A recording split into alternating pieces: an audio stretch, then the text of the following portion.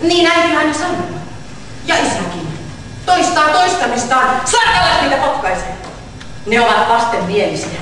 Järki-ihmisiä. Aina tiukkaan puettuja. Aivan niin kuin häpeäisivät äiti maan luomistöitä. Nyt.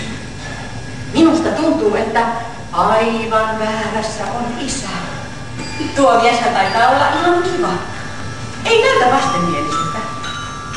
Minua järki käskee pakenemaan. Sydän käskee jäämään.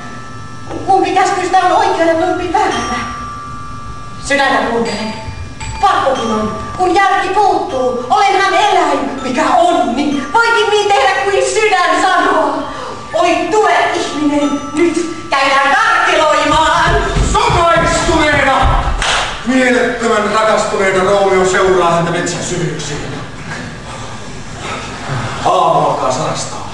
Ensimmäiset linnut aloittelevat aamukonserttiaan, mutta niin ihminen kuin kauris tuntee, että lintujen sijaan nivertää heidän rakastunut sydämensä. Ikinä en suostu. En suostu, en ikinä!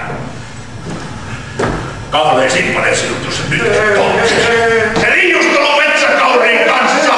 Anna kerta kaikkiaan loppu!